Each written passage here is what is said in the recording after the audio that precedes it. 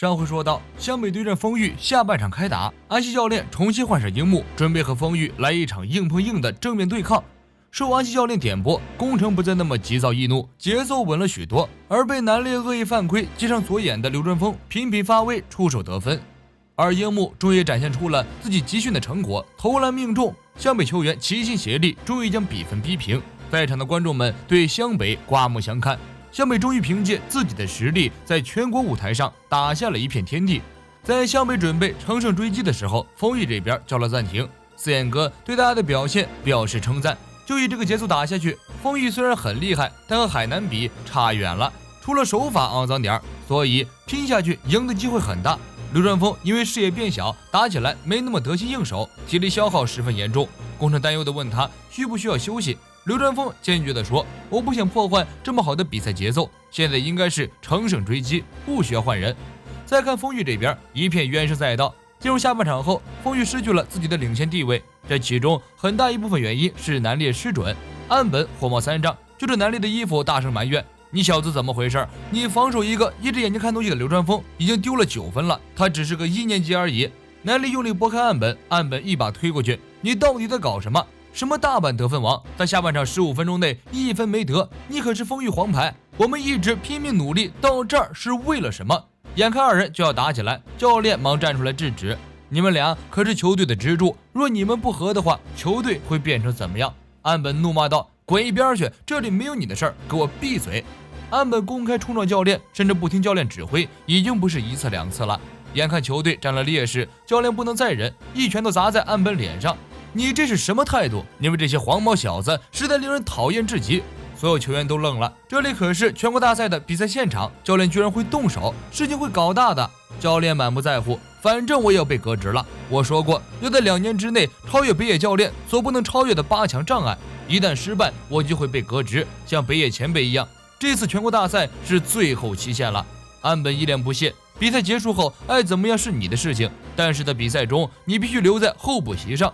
虽然有名无实，但是赛例规定比赛必须要有个教练，和北野教练比起来，你也是个黄毛小子而已。”丰裕起内讧的事情很快引起了全场关注，丰裕内部球员纷纷表示，这个球队简直是一盘散沙，完蛋了。湘北球员伸长了脖子看热闹，被安西教练给叫了回去。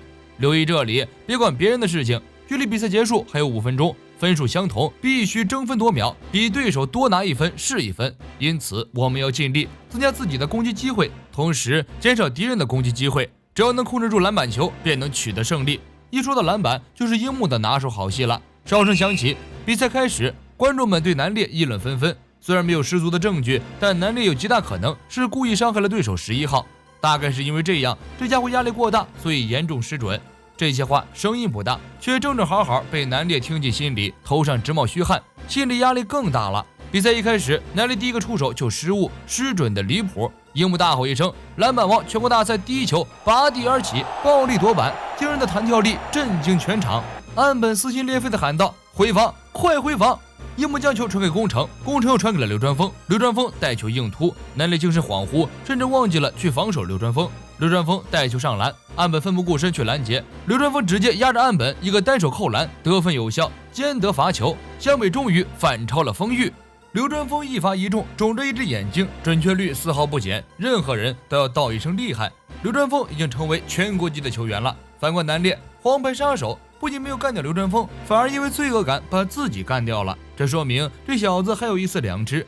丰裕发球，宫城快速抢断导致出界，球依然归丰裕。此时丰裕球员完全失去了默契，阵脚大乱，湘北已经占据了绝对的优势。面对赛场上这样的形势，南烈突然眼神冷酷凶恶，他拿球准备刘传峰硬刚，南烈带球野蛮冲撞，带球上篮的瞬间，膝盖高高弓起，直奔着刘传峰的脑袋而去。刘传峰一眼就识破了南烈的伎俩，非常不屑：“有胆就来吧，蠢材！”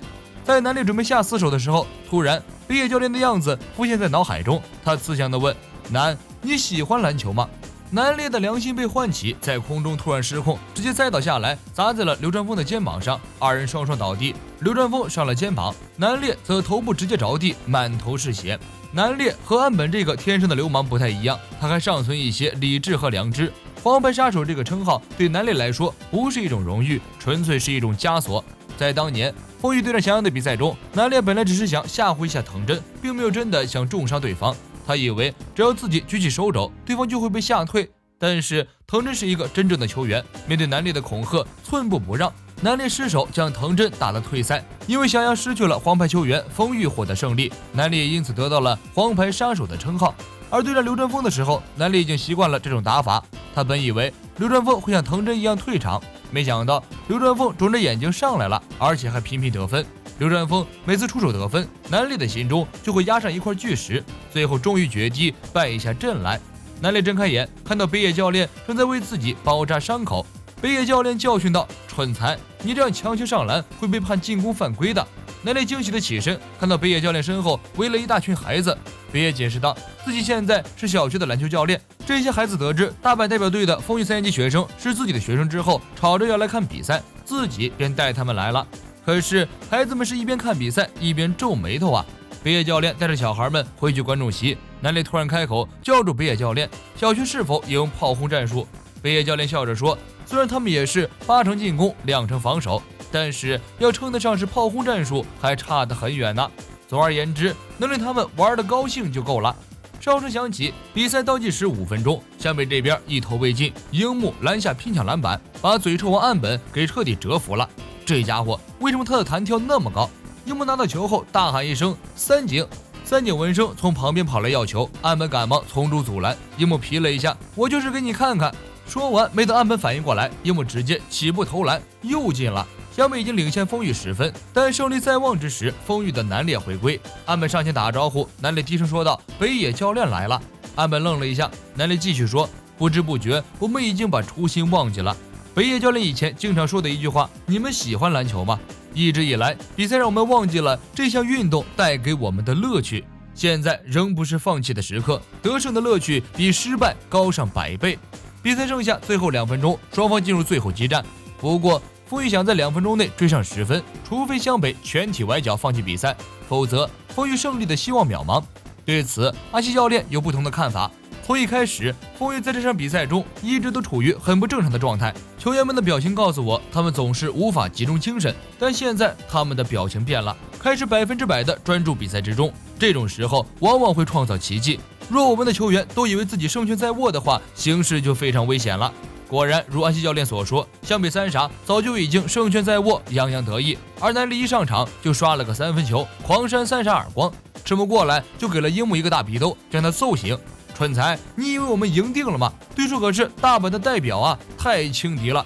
这是全国大赛，听好了，绝对不容许有半点大意。赤木刚教训完大家，南烈那边又出手了一个3分，现在比分87比91。这样下去，风雨太有机会赶超了。樱木下巴都要惊掉了，南烈大喊道：“还有4分，我们有机会翻盘！”赤木大吼：“休想打败我们，让对手看看我们的实力！”死守篮板。